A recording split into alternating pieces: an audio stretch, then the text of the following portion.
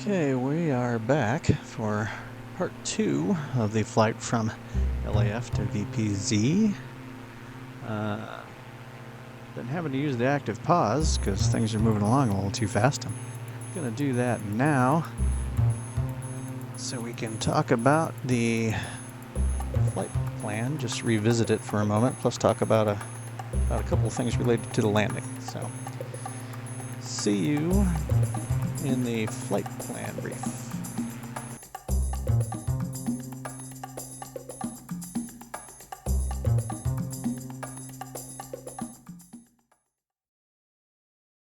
Okay, back on skyvector.com. We left in the first part of the flight. We left LAF, Purdue University Airport. We're at cruise at 4,500 feet currently, and we're just about to hit Rodney and make a gentle turn towards VPZ, the Porter County Regional Municipal. I don't remember now. Anyway, we'll have to be descending pretty quickly. And what I wanted to talk about in this video is a little bit about how the altimeter works and a little bit about pattern altitude and airport elevation and whatnot.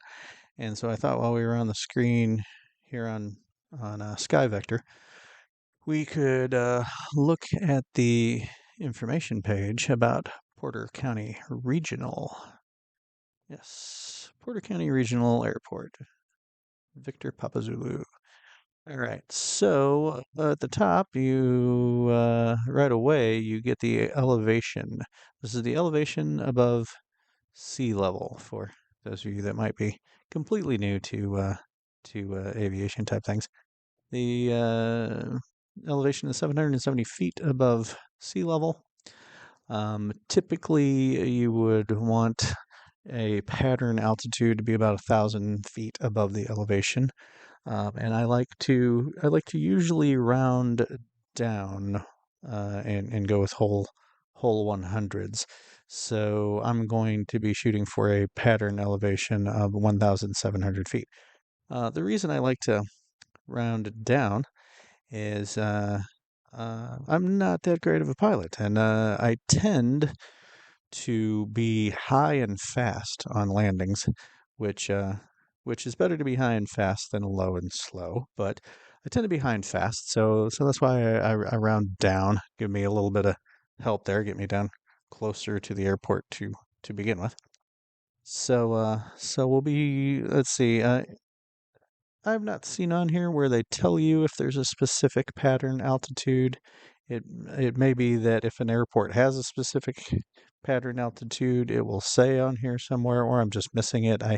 It's not like I've ever sat and read absolutely every piece of information here. But I don't actually know what direction the wind is coming from at VPZ. I have the weather preset to clear skies because of the fact that I was trying to make the first part of the flight as easy as possible so I could talk about things. I almost never do a weather preset. I'm almost always on the real world weather, although the real world weather is not always that accurate depending on where you are. But at any rate, I don't actually know which way the wind is coming from. But this right here, this ASOS, I don't actually know what all of the letters stand for. But this should be the frequency that we could get the weather. Obviously, if you called this phone number right now, you could find out what the real weather is in Valparaiso, Indiana. But that's not going to have any bearing on what's going on in the simulator at the moment. So we're gonna, when we get back in the plane here, we're gonna tune in this 125.875, 25.875, see which direction the wind is coming from. Valparaiso is a really good airport for like practicing patterns for landing because the runways are arranged perfectly east-west and north-south, and it's not tower controlled. See control tower, no. Now, when we took off from Purdue is tower controlled, but the air traffic control in the simulator, in a word, blows.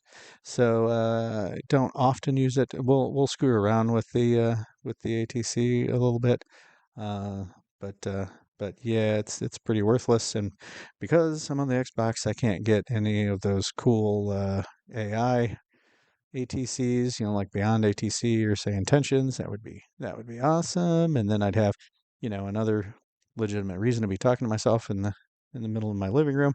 But we can't get that, so we just have to pretend. But yeah, let's get back at the plane, which I have on active pause, and we'll get the weather and see which runway we're going to use. Yeah, because look, besides the fact that they're perfectly east, west, north, south, they're actually true too. Often the runway headings, which if you are new to aviation, the runways, the numbers aren't just random. They correspond to the heading on the compass if you were sitting on the runway facing the length of it. If you're on runway 9, your compass is going to be reading 090, and it's actually true.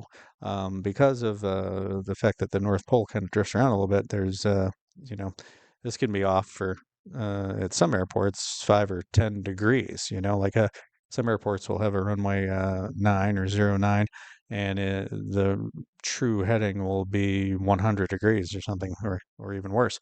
But yeah, Valparaiso is pretty cool because it's north, south, east, west on the 2 runways. Both runways are plenty big enough for general aviation planes, and they're true headings, so it's pretty easy to do a pattern. So we'll get back in the plane and talk a little bit about the altimeter, elevations, and the pattern, and we'll see you there.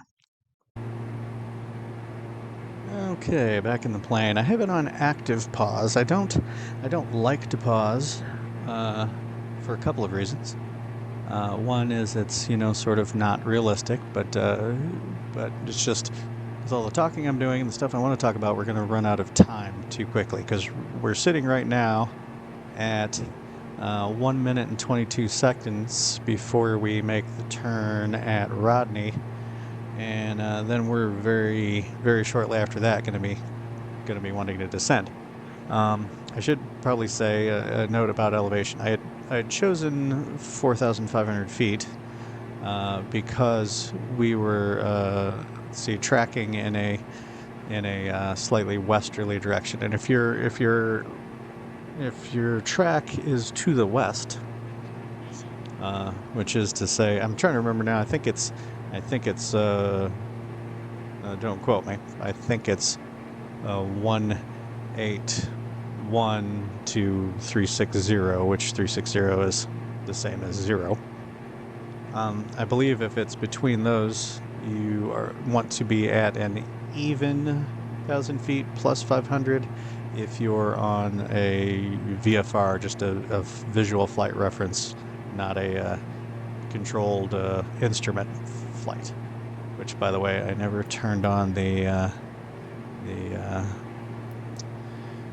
squawk code. 1200 is for what do you call it? Visual flight reference. Yeah, I'm gonna try to cover too many different things here if I keep talking about everything. So we'll come back to that at another time. Anyway, you're supposed to be at an even 1,000 feet plus 500. If you're headed west. If you're headed east, you're supposed to be at an odd 1,000 feet plus 500. So as soon as we make the turn, I'm going to at least go down to 3,500 since we'll be going east when we make the turn. But there's a good chance that descent is going to go straight into a descent to pattern altitude. So, oh yeah, about the pausing. The other reason I don't like to pause is there after an update. It was one of the earlier sim updates. After one of those early sim updates, I had a problem with the fact with every time I paused, it would pause fine, but when I would unpause, it would turn everything off. Every switch I had turned on in the plane would turn off, it would knock the throttles back to idle, and it would slam the stick or yoke all the way to the left, I believe it was. And that was pretty jarring to have happen in the middle of a flight. And as soon as I moved the stick or yoke, it would everything would pop right back on again and stuff, but I think it did lead to an actual, unrecoverable spin, at least on one occasion. So I'm actually kind of always holding my breath when I unpause. But anyway, the one thing we're gonna do before we unpause it is we're going to put in the radio that frequency, which I believe was 125.875. I think 125.875 is 125.875, and I'm going to hit the button and we'll find out. Yep. There it is. Wind calm.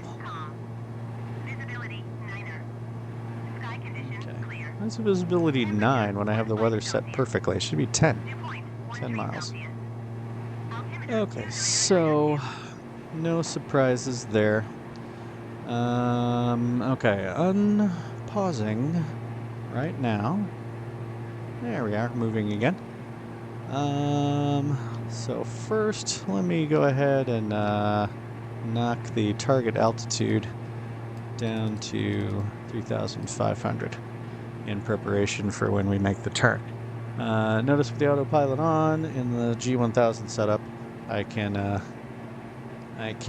choose an altitude other than the one that I've been flying at, and nothing will change until I hit the vertical speed buttons. I'll start using the mouse so you can see on the cursor what buttons I'm pushing. So if you happen to be using a mouse and keyboard along with your controller, you'll be able to see what I'm doing. I should have done that with the radio. This is how you change the radio. This is how you change the big numbers, see 126, 125, 124.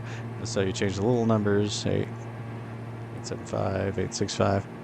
And then this swaps between the two of them, which now I have it on no frequency. Anyway, 15 seconds left. It's always a good idea when you're on autopilot to pay attention when you reach a waypoint and the plane's supposed to turn. Make sure that you actually have everything set up properly, because, I have on occasion had an airplane reach a waypoint and I've not been paying attention and I didn't have things set up properly and the plane just kept flying in the direction that it was already flying and didn't make the turn, and that can be disorientating. Anyway, let's see, we've got only 8 minutes till we reach VPZ. All right, now we're going to descend to that 3,500. We're going to hit vertical speed, VS, and we're going to hit nose down. We're going to nose down 600 feet per minute, and we're going to back the engine load percentage off because we're coming up too fast to talk about everything that I want to talk about. Which, by the way, the first video that I wanted to be under 30 minutes is not going to be under 30 minutes, because that last segment I recorded was 25 minutes and some change all on its own. So right off the bat, I've blown the whole staying under 30 minutes thing, but that's okay. There's plenty of people making videos way longer than 30 minutes, and I don't know if anybody's going to watch this or not anyway, so who would I be offending? Anyway, so let's talk about the altimeter real quick. The altimeter is supposed to tell you how high in the air you are above sea level. But for it to do that accurately, you have to input what the local barometric pressure is. And when we got the weather for VPZ, we'll look at those weather reports more closely at a later time. When we got their weather, because I have it on the preset, it's always going to be 29.92 for the barometric pressure, because that's the standard pressure. If you're in Europe, I think that's like 1013 and how they measure pressure. but the simulator keeps it American, the inches of mercury, no matter where you are on the globe. So I'm just thinking here about, we've got 6 minutes to go, and if we need to get down to 1,700 feet, wow, I'm trying to do the math. If it was 1,500 feet, that would be 2,000 feet. It would be in the neighborhood of 4 minutes. Yeah, why don't we keep... Okay, if you want to change the altitude here, I'll show you this. If you want to change the altitude, it's this knob that says alt, or it's this knob that says alt. A lot of things are repeated on this G1000 setup. Anyway, we're going to knock it down already to the 1,700 feet that we want. And we're going to hit vertical speed, and we're going to go down at 500 feet per minute. I like to, in a plane like this, to descend at 500 feet per minute, because this is not a pressurized airplane, and in real life, if you were in it and you were, I mean, sure, you could descend at 1,200 feet per minute, you could descend at 1,500 feet per minute, but your eardrums are going to want to explode. So I try to pretend that my ears are actually riding in this plane, and I try not to descend or climb too aggressively for that reason. Okay, let's get rid of the flight plan page, and we'll zoom back in a little bit. You know what, we might actually go back to the sky vector page for me to talk about the pattern.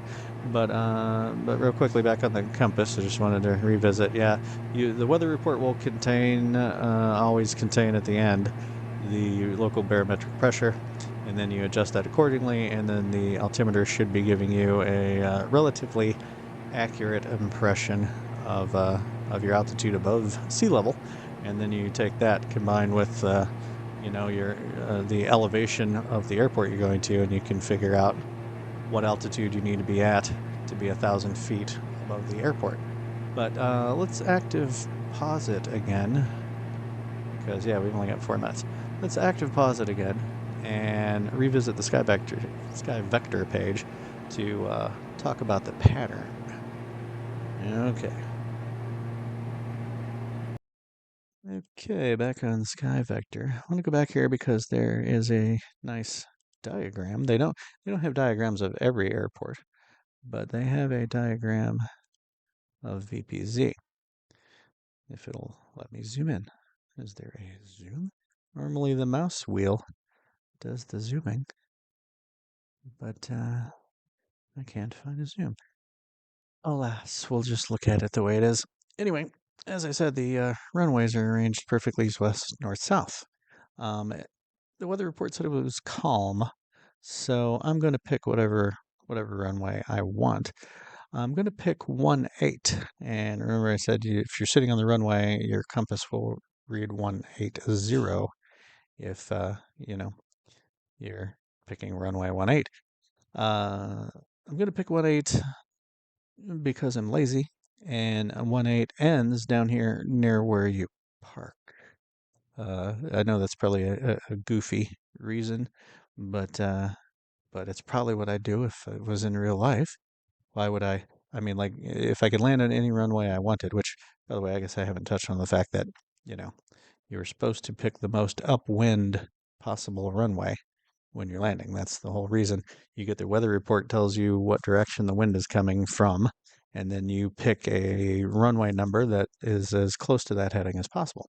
In this case, sort of a bad example, they just said when calm, so we didn't get a direction. So I can pick any runway I want, and if I pick, let's see, 9, I could probably stop in time to get into the parking, But if I happen to float down the runway or something like that, I'll end up way over here and I have to taxi back further. If I picked 27, I'd have a lot better chance of, it'd probably work out just as well as 18. If I picked 36, that would be the long one. Because if I pick 36 and then I miss this taxiway, I have to go all the way down to the end of the taxi or end of the runway and taxi all the way back to the parking. So we're going to go ahead and come around and land on 18. Now to do a standard pattern, you want to do a downwind, which should be perfectly, I mean, I'm almost not doing this in order, but if you do a downwind leg for a pattern, you want that to be perfectly in the opposite direction of your runway. So we're gonna make a 360 degree heading downwind over here somewhere near the end of this runway. We're gonna follow that heading on up past the verge, the beginning of our runway, and then we will turn that'll be our downwind leg. We will turn onto a base leg where we really start slowing down and getting our flaps out and all that kind of stuff. And then we will turn on final to land. If for some reason that all doesn't work out, you can actually do a go around in which you'd get down here south of the airport somewhere and turn on a crosswind leg back onto a downwind leg to try it all over again with the base leg and the final, like so. Okay, that's what I wanted to show you. And okay, see you back in the plane. All right, we're back in the plane. I already unpaused it.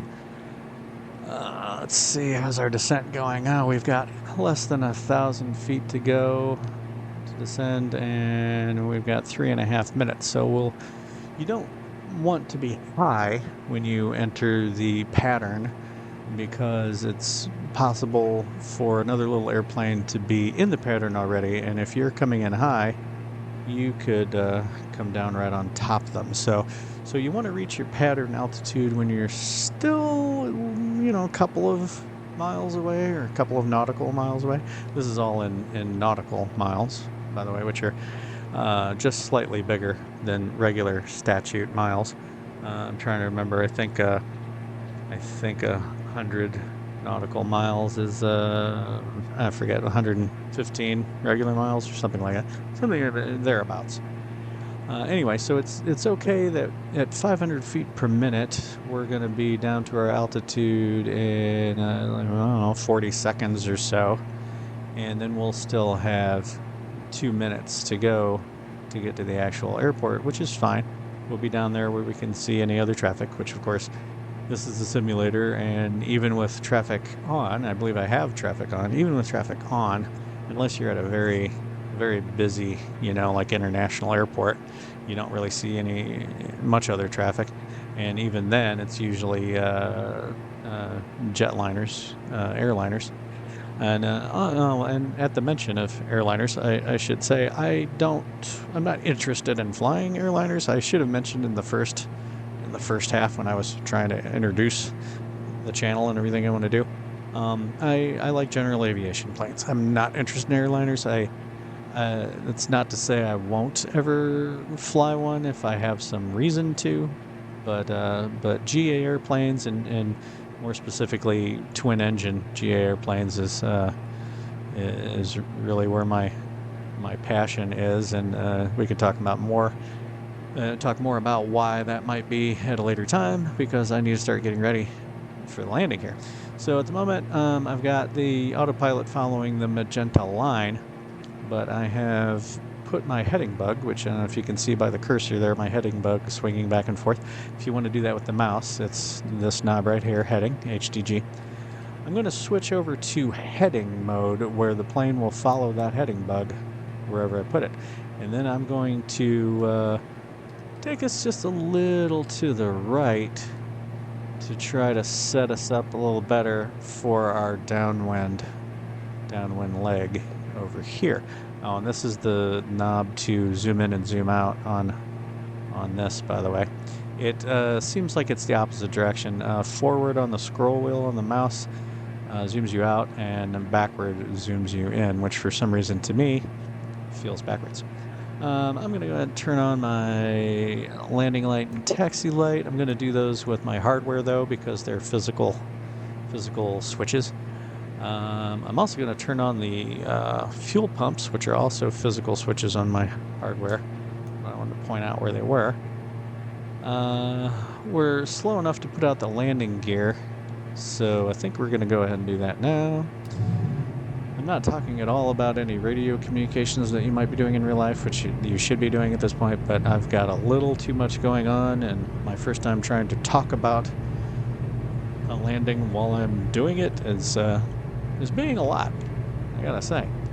Okay, so now I'm going to swing the heading bug, since we're going to be entering our downwind. Swing the heading bug all the way around to due north, which is 360 or 0, depending on how you look at it.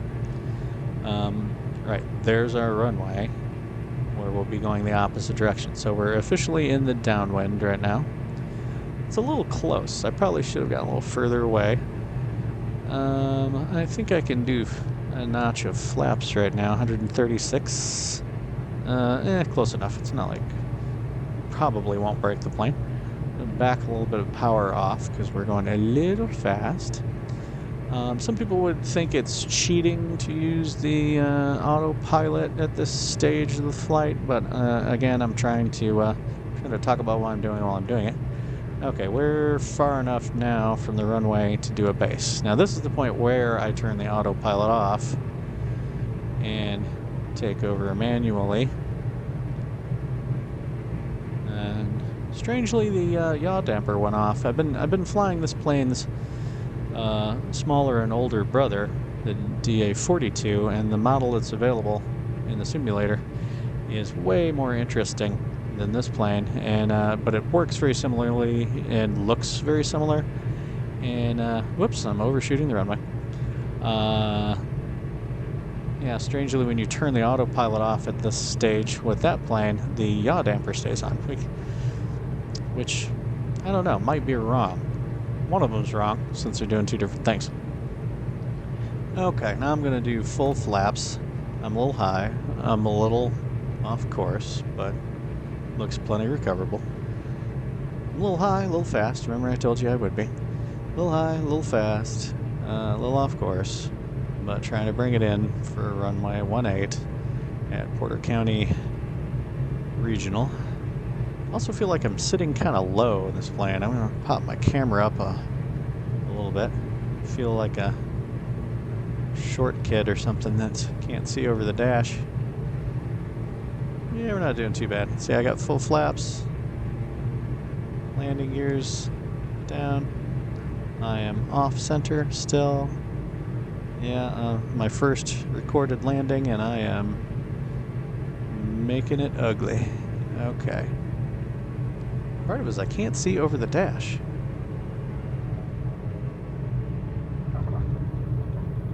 Okay, relatively smooth, but way off center. Yeah, it would have helped a lot if I could see over the dash, but that's okay. I'm not really intending to fly this plane again after recording this video, so...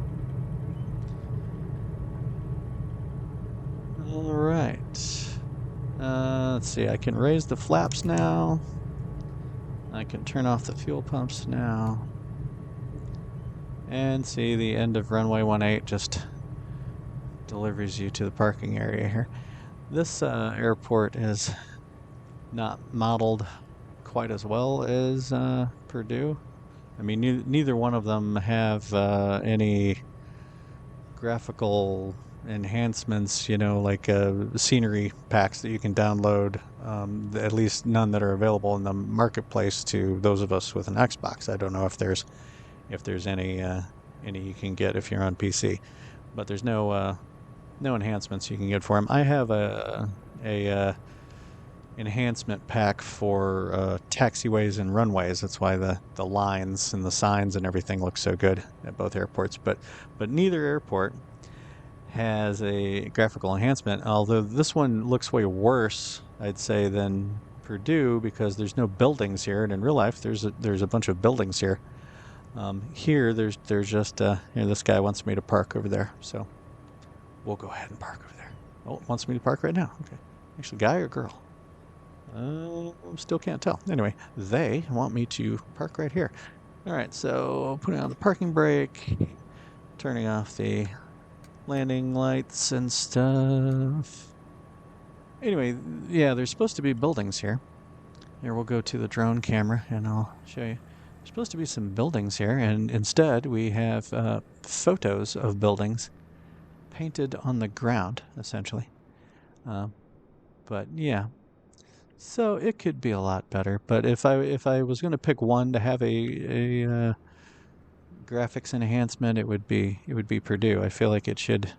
I feel like it deserves that, considering its history. But whatever. Maybe, like I said, maybe there's one available for PC, and I'm just not aware of it. That's entirely possible. Oh, look at that! When I got back into playing, the parking brake went back off. Let's turn the parking brake back on. There we go. All right, to shut this thing down is pretty simple. I already turned off most things I needed to turn off. We're going to go ahead and turn off the engines. Essentially, we're going to turn off the left engine master,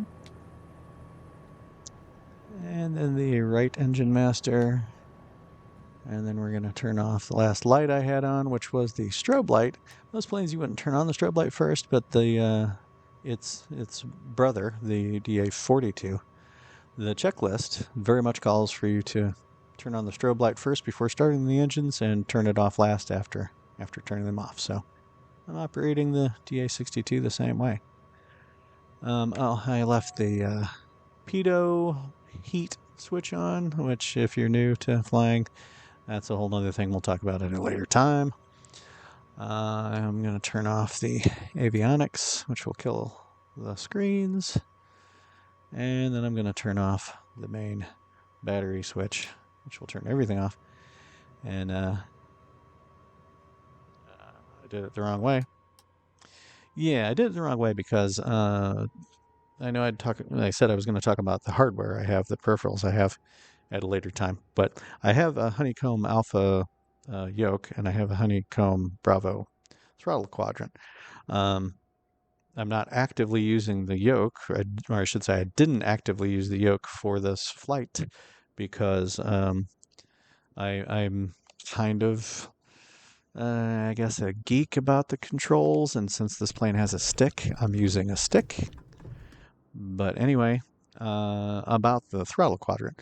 My Honeycomb Bravo throttle quadrant came with there's a row of black buttons that they come with. Let's see, 1, 2, 3, 4, 5, 6, 7. A row of 7 black buttons that you can set to whatever, correspond with whatever switches you want.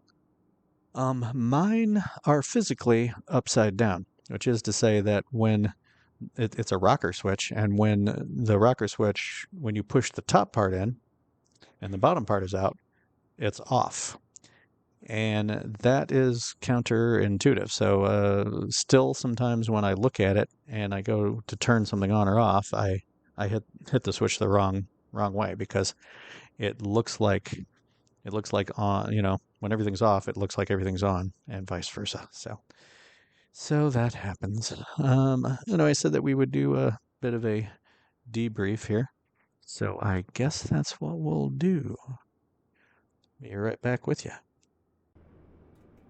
Okay, so here we are. We pretending we just got out of the plane, even though we can't actually open the doors.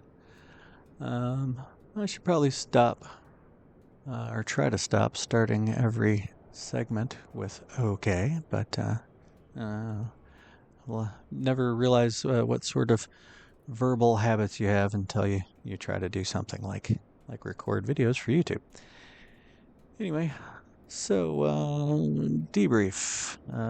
We learned just a little bit of what I know about the altimeter and elevation and pattern altitudes.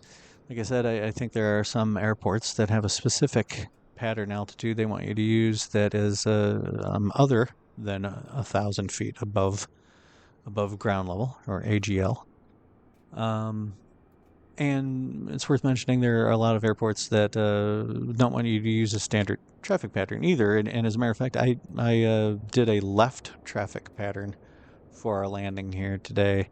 And some airports, like Sedona, for instance, want you to use a right traffic pattern depending on which direction you're landing, because if you use a left, you're going to smack into a mountain.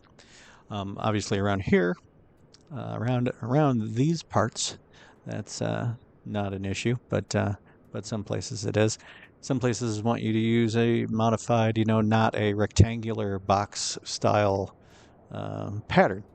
And then, if you end up flying a lot of IFR type flights, you're not going to be really usually concerned with the pattern at all. You're going to be using some sort of a instrument or precision landing, an ILS or an RNAV, and we're gonna get into that. There's a good chance we're gonna get into that unexpectedly. Like I said, I tend to fly with the real world weather on, and I'll take a glance at the weather before taking off. And if it doesn't seem absolutely terrible, I'll take off, and then I'll usually just deal with the weather however I find it. And if I have to switch to do an ILS or something, then I do that. So I know there were some things I forgot to mention in the first half of the video, or first segment, or part one, I guess I should say. I know there's things I forgot to mention. I guess I did mention about that I'm into GA planes. I specifically twins. There are singles that I have flown. I don't know about add-on jet planes and airliners and stuff, but as far as GA planes go, the probably single most detailed, high fidelity, like study level plane is a single, and I did spend quite a bit of time in it, and we will get into that for at least a video, if not multiple videos, depending on how I use them for the different types of videos I want to do. Maybe I should mention some of the series that I would like to do. I do want to do first impressions videos, and the reason I don't want to call it a review is, for one thing, I'm probably not really qualified to give a review. I feel like the term first impressions is a little more indicative of that it's just going to be my opinion. So I'm probably going to do first impressions. And then also a review should be helpful about whether or not you should get a particular add-on. And almost all of the add-ons, except for the local legends or whatever, almost all of the add-ons come to the Xbox so much later than they do to the PC that you can find 20, 30, 40, 50 videos about a new plane that will be out for, these videos will be out for months before the plane comes to the Xbox. And so for me to do a review that someone might want to use to decide whether they want to get it or not, that ship has sailed. So I'll still do a first impressions when I can get a hold of one, but I'm not going to do a first impression video on anything that's already been out, because obviously it won't be my first impression. If I do a first impression, it's going to be legitimately me filming my first, or maybe on the outside, second time in the plane. And so there'll be some first impressions videos, but those are probably going to be fairly rare.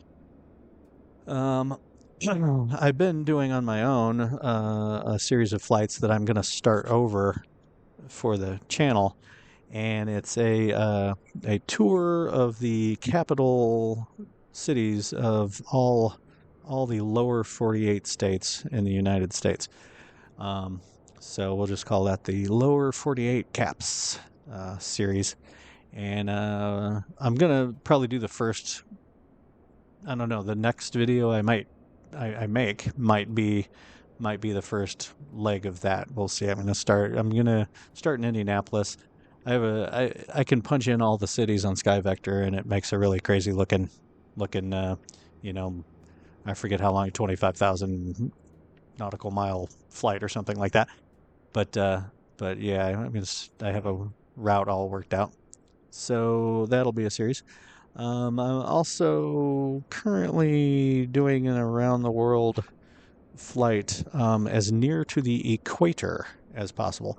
When I did most of the around the world flight that started in this plane many moons ago, it was a more standard route that a GA plane would take, which is, if you're starting in North America, you go up the East Coast and you go to Greenland and Iceland and down into Europe and so on and so forth.